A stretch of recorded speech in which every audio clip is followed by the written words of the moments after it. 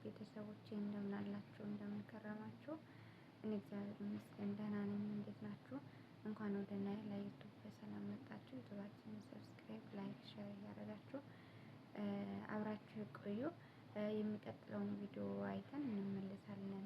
ተቆም አብራ ስትዘምር ፍንጥር ነው የምትለው። በቃ ይሄ እንደሞሳ መዝለል አለ አይደል?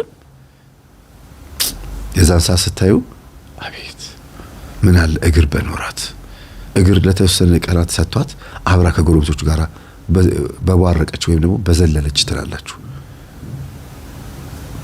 አካል ጉዳተኛ ሆና እግዚአብሔርን አለመቀየም፣ በእግዚአብሔር አለማዘን ወይም ደግሞ ለምን እግር አልሰጠኸኝም ብሎ አለማማረር ትልቅነት እኮ ነው እናንተ። ከዚህ በላይ የአይምሮ ትልቅነት አለ? ከዚህ በላይ የመንፈስ ትልቅነት አለ? እናትየዋ አሁንም ልጅቷን ስታያት እንዴ ግን ምን ጉድ ናት እቺ ልጅ ይላሉ። እቺ ልጅማ ያንቺ ጉድ ናት፣ የማንም ጉድ አይደለችም። እንዲያውም እኔ ልንገርሽ፣ እየሰማሽን ከሆነ እናትየዋ አንቺ ስትወለጂ ማርያም እያለቻች ስታዋልሽ የነበረችው በፊት ከአዳሚ የምትመስለውና ገና ከመምጣቷ ከአዳሚ ያደረጓት አያትሽ በሷ የማርያም መባል ሰው የተወለድሽው አንቺ የድንግል ማርያም ነሽ። አንቺ ግን አላመልክም ስላልሻት ወይም ደግሞ እናቴ ድንግል ማርያምን እግዚአብሔርን በደንብ አልቀርብም ስላልሻት፣ ወደ እግዚአብሔር በደንብ አልጠጋም ስላልሻት ልጅሽ ላይ አርፋ ተአምር እየሰራች ነው። ይሄ ነው፣ ሌላ ነገር የለውም። ከዚህ በላይ የሚያስደስት ህይወት የለም። እግዚአብሔር በአንድም በሌላ መንገድ ይናገራል፣ የሰው ልጅ ግን አያስተውልም ይላል። እንግዲህ ይሄ መማሪያ ጥቅስ ነው። ስለ ስግደት የተወሰነ ነገር ልበላችሁ። እናንተ ለማታውቁት ትሰግዳላችሁ አላት ጌታ ሳምራዊቷን ሴት። ለምን? ሳምራውያን ብዙ ጊዜ ጣዖታትን ያመልኩ ስለነበረ ነው። ይቺ ሴት ግን ስለ ውሃ ጠጣኝና ጠጭኝ ሲከራከሩ ቆይተው በኋላ ላይ ነብይ መሆኑ ስታቀጥፍ አለችና እኔ ምልህ እስቲ ስለ ስግደት ልጠይቅህ ብላ ኢየሱስ ክርስቶስን ስለ ስግደት ጠየቀችው ይላል። ለምን ሲባል በውስጧ ማምለክ መስገድ የምትፈልግ ሰው ስለነበረች ነው። እናንተስ ምንድነው ፍላጎታችሁ? ከራማውን እያመለኩ ያሉ ሰይጣንን በደንብ አድርገው እየካደሙለት ያሉ ሰዎች በልባቸው ፈጽመው እግዚአብሔር ማምለክ የማይፈልጉ ይመስላችኋል? ጌታም ለዚህ ነው እናንተ ለማታውቁት ትሰግዳላችሁ አላትና ግን እኛ ለምናውቀው እንሰግዳለን። ከዛም ደግሞ ምን አለ? እግዚአብሔር ለአብ አለ ለአባቴ ወይም ለአብ በእውነትና በመንፈስ ሊሰግዱለት ይገባል። ይህ እንደሚሻልም ደግሞ አብ ይናገራል ይላል። ስለዚህ እኛ ምን ሰግደው መጀመሪያ የአምልኮ ስግደት ነው፣ ወደ እግዚአብሔር ነው የምንሰግደው። ከዛ ደግሞ መላእክትን አስታርቁን አማልዱን ብለን ደግሞ ዮሐንስ ወንጌላዊ በራእይ ዮሐንስ 19 ላይና ራእይ ዮሐንስ 21 ላይ እንደሰገደው አከታትሎ እንደሰገደው እኛም እንሰግዳለን። ለምን? መስገድ ስላለበት ነው የሰገደው። መልአኩ እንኳን አትስገድልኝ እኔም እንዳንተ ባሪያ ነኝ ቢለው ደግሞታል። ዮሐንስ ጆሮ ስለማይሰማ አይደለም ደግሞ የሰገደው፣ ስለሚገባው ነው። የትህትና ጉዳይ ስለሆነ ነው እንጂ ደግሞ አይሰግድለትም ነበር። አንዴ ከተነገረው በቂ ነበር። እንኳን አይደለም የጌታ ደቀ መዝሙር የነበረው ያ ጻድቅ ዮሐንስ ቀርቶ ዛሬ ያለ አንድ ተራ መናፍቅ እንኳን ጆሮ ይሰማል። አንድ ያታደርግ የተባለው እንኳን ደግሞ አያደርግም። እሱም ያወቀ መስሎት ስንት አፉ ላይ የሚኮላተፍባቸው ቃላቶች አሉት። እንኳን ዛሬ እኛ መጽሐፉን አንስተን ምን ሰብክበት ይቅርና ዮሐንስ ወንጌላዊ ደግሞ የሰገደው ስለሚገባው ነው ለመልአኩ። ነብዩ ዳንኤልም በትንቢቱ ላይ በደንብ አድርጎ ጽፎታል፣ ወይም ደግሞ እንደሰገደ ተናግሯል። በደረቴ ወድቄ በመልአኩ ፊት ሰገድኩኝ ይላል። ተነስ አለኝ፣ በእጁም ብድግ አድርጎ አነሳኝ፣ አቆመኝ፣ አጸናኝም ይላል ሲናገር። ስለዚህ በተቻለ መጠን መላእክት የሚገባቸውን ክብር ማሳጣት የለብንም። ማንኛውን ስለ ስግደት ይሄ ነው ያልኩት ጥቅስ ስላነሳ አይደለም። መቼም ይሄ ሳይገባችሁ የኔ ተማሪዎች ትረዱኛላችሁ። በዛ ቤት ውስጥ ግን ለስንት አይነት መናፍስት ይሰገድ እንደነበር ብታዩ ይገርማቸዋል። አሁን ደግሞ ለአብ ለወልድ ለመንፈስ ቅዱስ ይሰገዳል፣ ለኢየሱስ ክርስቶስ ይሰገዳል፣ ለእግዚአብሔር ለስላሴ ይሰገዳል። ለስሞቹ ማለት ነው። ያው አንድ አምላካችን ነው፣ አንድ ጌታ ነው፣ አንድ ፈጣሪ ነው። ግን ለሁሉም ስሞቹ ይሰገድለታል። ምክንያቱም የቤቱም ራስ ክርስቶስ ስለሆነ ነው። በምንም አይነት ስም ይጠራ ያው ክርስቶስ ነው። ከሰማይ በታች እንድንበት ዘንድ የተሰጠን ስም አንድ ስም አለ፣ እሱም ኢየሱስ የሚለው ስም ነው። ጉልበት ሁሉ ለማን ይስገድ ለማን ይንበርከክ? ለኢየሱስ ክርስቶስ ይንበርከክ፣ አምላካችን ነውና። እቺ ልጅ አካል ጉዳተኛ ሆና እግሯ ሽባ ሆኖ ሰውነቷ አይንቀሳቀስም ፓራላይዝ ሆና በመንፈስ በልቧ በተሻላት አቅም ደግሞ ጎንበስ ቀና እያለች እየሰገደች ሰይጣንን ካበሳጨችው ሙሉ እግር ኖሯት ደግሞ ምን አይነት ሴት ትሆን? እንዴት ነው በምን አይነት ኑሮ ታስደስተው ይሆን እቺ ልጅ? አሁን እኔ እንቆቅልሽ የሆነብኝ የፍቅረኛዋ ነገር ነው። ያን የመሰለ ሰው እኔ ድሮ ነው የማውቀው። ያን የመሰለ መልካም ሰው እንዴት የት ጠፋ? ወደ ምን ውስጥ ገባ? ምንድነው እሱ ያጠፋው? ካጠገቧ በጣም ጥሩ ሰው ነው። እንዴት እንደሚንከባከባት ብድግ አድርጎ እየወሰደ ቤተክርስቲያን እየወሰደ ምን እያለ እንደዛ እንድትቆርብ እያደረገ ስንት ነገር በጣም ብዙ ነገር ያገዛት ሰው ነው። እና ከአፏ አንድ ቀን መጥፎ ነገር ወጥቶ ያቀበ ልጅቷ አስቀይማው ነው የሚል 100% እርግጠኛ ነኝ። አስቀይማው ነው የሚል ሐሳብ የለንም። እሱም ተቀይሞ ነው የጠፋው የሚል ሐሳብ የለንም። ከናድራሻው ነው የት እንዳለ ማወቅ ያልቻልነው። ማን ይሆን? እንደ አባቢሶይ ምናልባት ክርስቶስ ይሆን? እኔ እንጃ። አንዳንድ ጊዜ እዛ ድረስ ማሰቡ ትንሽ ሊከብድ ይችላል። አባቢሶይ ጌታ በመጣና እግሩን ባጠብኩት ይሉ ነበረ። መተው እግሩን አጠቡት። የተወጋ እግሩን አይተው ቀና ብለው አዩት። በጣም ይገርማል። በተራራው ጫፍ ላይ እገለጣለሁ ብሎ ተናግሮ ነበረ ክርስቶስ። ከዛ ለሁሉም ሰው ተናገሩ። በተራራው ጫፍ ላይ ክርስቶስ እገለጣለሁ ብሏል ብሎ ሲናገሩ የመንደር ሰው በሙሉ ለመውጣት ጌታን ለማግኘት ወደ ተራራ ሲወጣ አንድ ሽማግሌ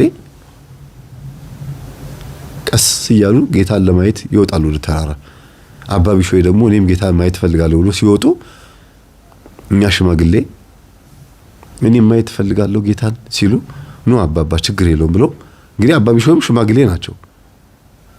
ግን ሽማግሌውን እንኮኳ ብሎ ተሸከሟቸው፣ በድግ አገው ተሸከሟቸው። ከዛ እንደምታዩት በቪዲዮ ላይ ማለት ነው ተሸከሟቸው።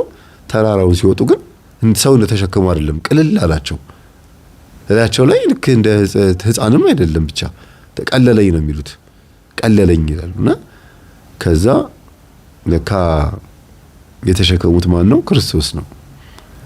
እነዛ ወጣቶች ጌታን ለማየት ወደ ተራራ ሲወጡ ሽማግሌውን እባካችሁ ልጆች ይዛችሁ ይወጡ ሲሉ ጊዜ አረኛ ቸኩለናል እንወጣለን ብለው ተተዋቸው ሄደው ነበር።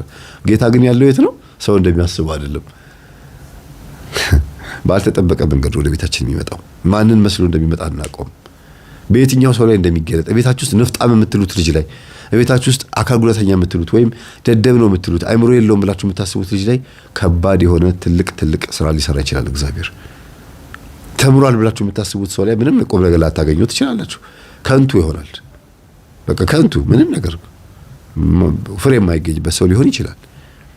ስለዚህ በተጠበቁ ሰዎች ላይ ብቻ አይደለም ማሸርገድ፣ ያልተጠበቁ ሰዎችንም ማክበር ጥሩ ነው። ምክንያቱም እግዚአብሔር በማን ላይ አድሮ እንደሚመጣ አይታወቅም። የኛ ልማዳችን ብዙ ጊዜ ገንዘብ ያለው ጋርና ከደህና ቤተሰብና ካለው ጋር ተጠጋ፣ ከደህና ቤተሰብ ተወለድ የሚባል ነገር አለ። እንግዲህ ደህና ቤተሰብ የሚባለው ምን እንደሆነ እግዚአብሔር ይወቀው። ድሮ የካህን ዘር ማለት ትልቅ ያኮራ ነበረ። አሁንም ቢሆን የካህን ቤተሰብ ያኮራል፣ ጥሩ ነው፣ የደብተራ ዘር ካልሆነ በስተቀር። አሁን ፓስተሮች እና አንዳንድ አገልጋዮች የፕሮቴስታንት አኳየር ነን ብለው የሚያስቡ ሰዎች እኔ የቄስ ቤተሰብ የቄስ ዘር የካህን ዘር ነኝ ይላሉ። እንጃ እንግዲህ የካህን ዘርነት ነፃ የሚያወጣ ቢሆን ኖሮ ኦርቶዶክስ እያለ ነፃ ተወጣ ነበረ። ስለዚህ በማለ አድሮ መጥቶ እግዚአብሔር እንደሚያድነን በየትኛው ቤተሰባችን ላይ መጥቶ ነፃ እንደሚያወጣን ስለማናቅ ዘሮቻችንንም ከዘሮቻችን ውጪ የሆኑትንም ከብሔሮቻችን ውጪ የሆኑትንም ማንኛውም ሰው ልናከብር ይገባል። ማንም ሰው አይናቅም። ገንዘብ አለው የለውም ተብሎ፣ ዕውቀት አለው የለውም፣ እግር አለው የለውም፣ እጅ አለው የለውም ተብሎ ምንም አይነት ነገር የጎደለበት እንኳን ቢሆንም ያ ሰው ሙሉ ነው። በማን ፊት? አንተ በምታመልከው በእግዚአብሔር ፊት ሙሉ ነው። አንተ ማን ስለሆንክ ነው ጎደሎ የምትለው? እግዚአብሔር እያኖረው ነው። የከፈተውን ጉሮሮ ሳይዘጋ ያድርም። በዚህም በዛም ብሎ አምጥቶ የምትጎረስ ይሰጠዋል። አንተ እንደምትኖረው ይኖራል። የምትስበውን አየር ይስባል። ስትስቅ ይስቃል፣ ስታለቅስ ያለቅሳል። ሰው ነው። ነፍሱ እግሯ የተቆረጠች አይደለችም። ነፍሱ እጁ አልተቆረጠችም። ስጋውን የተቆረጠው ነፍሱ ከስጋው ስትለይ ሙሉ ናት። ወደ እግዚአብሔር ስትሄድ ስለ ስራዋ ትጠየቃለች። አንተ ብቻ አይደለም ስለ ስራው የምትጠየቀው። እሷም እግዚአብሔርን በተቻለሽ መጠን አክብረሻል ወይ፣ ባለሽ አቅም ምን አድርገሻል ተብላ ትጠየቃለች። እንዳንተ የምትጠየቅ ነፍስ ከሆነች አንተም ደግሞ በእሷ ነፍስ እንዳትጠየቅ አፍህን ወይም አፍሽን በእንደዚህ አይነት ሰዎች ላይ አትክፈች። እግዚአብሔር በእነሱ ላይ ሆኖ ምን እያደረገ እንደሆነ አይታወቅም። አንዳንድ አይነ ስውራን የሰው ግፊት ሲበዛባቸው በጣም ከባድ የሆነ ችግር ያለባቸው አንዳንድ አይነ ስውራን ነው የኔ ቢጤዎች። በበዓላት በድግስ ጊዜ አይታችሁ ከሆነ በበትር እንዲህ ያሉ መንገደኛ እየመቱ እንዴት እያሉ እየተማቱ ይሄዳሉ። ሲሰክሩ አብሾ ያለባቸው ሊሆኑ ይችላሉ፣ ወይ ደግሞ የስካር መንፈስ ይሆናል። ግን ወደው አይደለም። በጣም ይበሳጫሉ በህዝቡ። አይን አለኝ ብሎ የሚያስብ ሰው መጥቶ ይላተማቸዋል። እኔም አጋጥሞኛል። ድንበር ስል ከአይነ ስውር ጋር ተጋጭ እያየ ሄድ ብሎኛል። እና አንዳንድ ጊዜ የሞራል ድቀት ይደርስባቸዋል፣ የሞራል ውድቀት ይደርስባቸዋል። በጣም ብዙ ችግሮች ስለሚገጥማቸው ሰውን በዛ አይነት ደረጃ ትንሽ ለመቅጣት ይሞክራሉ። በመንገድ እየሄዱ በዱላ ይማታሉ፣ ይሳደባሉ፣ ድንጋይ ይወረውራሉ። አይነ ስውር ድንጋይ ወረወረ ማለት ማላይ እንደሚያርፍ አይታወቅም። ስለዚህ ማን በየት በኩል መጥቶ እንደሚናገር አይታወቅም። እና እግዚአብሔር ይስጥልኝ ብሎ ከማባረር ይልቅ አለኝ ወይስ የለኝም ብሰጥ ይጎልብኛል ወይም ደግሞ ካለኝ ለባካፈል የሚናጋብኝ ነገር አለ፣ የሆነ የሚበላሽብኝ ነገር አለ ብላችሁ አስባችሁ ነው እግዚአብሔር ይስጥልኝ ለማለት መቸኮል ያለባችሁ እንጂ ዝም ብሎ ከመሬት ተነስቶ ወሬ ስለያዛችሁ ብቻ ከሆነ ሰው ጋር የኔ ቢጤ መጥቶ ስለ ማርያም ሲል እግዚአብሔር ይስጥልኝ አይባልም። በቃ አመዛዝናችሁ ነው መስጠት ያለባችሁ።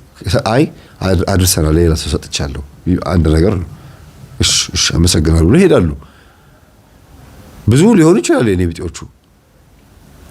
ለአንዱ ሰጣችሁ አንደኛው ሲመጣ ለሱ መስጠት አይጠበቅባችሁም። ግን አመላለሳችሁ እንደው እንትን ልክ ያለው ቢሆን ለከት ቢኖረው ብዬ ነው የማስበው። ተውት። በየኔ ቢጤ ብቻ በአካል ጉዳተኛ ብቻ አይደለም እምላችሁ። ኖርማሊ ቤት ውስጥ ራሱ የተገፉ ብዙ ቤተሰቦች አሉ የምትንቋቸው፣ አብረዋችሁ እንዲበሉ አብረዋችሁ እንዲጠጡ ማትፈልጓቸው፣ እንደ ቤት ሰራተኛ፣ እንደ ዘበኛ፣ እንደ ዘመድ፣ እንደ እንጀራ እናትና እንደ እንጀራ ልጅ፣ እንደ እንጀራ አባት እዛ ቤት ውስጥ ክፍፍል ይፈጠራል። ለብቻው ከስራ እንደገባ ቦርሳውን ውርውር አድርጎ ገብቶ የሚተኛ አኩራፊ ይኖራል። በምን ምክንያት እንዳኮረፈ ሁላችሁም ታውቁት ትችላላችሁ። ያኮረፈበት መንገድ ተጨባጭ መረጃ ካለው ሁኔታ ተነስቶ እውነተኛና ሐቀኛ ሆኖ እያለ እናንተ መቀኛ ሆናችሁ በተነሳችሁበት ሊሆን ይችላል። ሴትም ትሁን ወንድ መገፋት ግዴታ በምስኪንነትና በገንዘብ እጦት ብቻ አይደለም፣ ክብርም አለ። ለምሳሌ አንድ ልጅ በእውነት ለመምህራችን ቃለ ሕይወትን ያሰማልን፣ ጸጋውን ያብዛለት፣ በቤቱ ያጽናልን። ውድ ተከታታዮቼ ከዚህ ቪዲዮ ምን ተማራችሁ? እኔ ከዚህ ቪዲዮ የተማርኩት ነገር ቢኖር ማንም ሰው ወደ ህይወቴ ቢመጣ ማለት ትንሽ ትልቅ አካል ጉዳተኛ ሆነ ማንንም ሰው መናቅ እንደሌለብን። ትህትና እንዴት የእምነት ተራራ ነው ትህትና ማለት። ምክንያቱም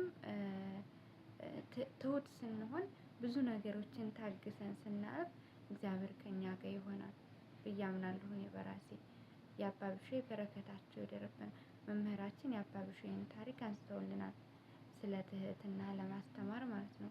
አባብሼ ያንን ሽማግሌ ልክ እንደ ቀደሙት ወጣቶች ጥለውት ሄደው ቢሆን ክርስቶስን ባልተሸከሙት ነበረ። ግን በሽምግልና አቅማቸው ሽማግሌ እኮ ናቸው፣ ግን ደግሞ ሽማግሌውን ልሸከምህ እኔ ልውሰድ ማለታቸው ያ ትህትናቸው ክርስቶስን ለማየትና ለመሸከም በቅተዋልና ለሁላችንም ትህትናን ያድለን። ማንንም ሰው ሳንንቅ የዚህ ብሔር ነው የዚህ ቋንቋ ተናጋሪ ነው ወይ ደግሞ ይህ አካል ጉዳተኛ ነው ይሄ ከኔ ያነሰ ነው ብለን ወይ ደግሞ በሆነ ነገር ከኛ እግዚአብሔር እኮ እኩል አድርጎ የፈጠረን፣ ግን ወይ ጆሮ ወይ አይን ወይ ደግሞ የሆነች ትንሽ ነገር ስለጎደለው ብቻ የበታች አድርገን እንዳናስብ እግዚአብሔር ይርዳን። ምክንያቱም ሁላችንም አንዲት ነፍስ ነው ያለችን። እግዚአብሔር አንዲት ነፍስ ነው ለሁላችንም ያስቀመጠልን። ስለ ነፍሳችን እንድናስብ ይህ ገጠመኝ ይጋብዘናል ብዬ አስባለሁ። እኔ የተረዳሁት በዚህ መልኩ ነው። በጣም ብዙ ነገር ተምሬበታለሁ። ለእናንተ ያካፈልኳችሁ ስለተማርኩበት ነው። ሙሉ ገጠመኙን 245 ላይ ፈተና ገጠመኝ ላይ ታገኙታላችሁ። እዛ ላይ ገብታችሁ አዳምጡት። በጣም ትልቅ ነገር ትማሩበታላችሁ። ስለ አንዲት አካል ጉዳተኛ ህይወት የሚያብራራ ገጠመኝ ነው። በእውነት ግሩም ነው።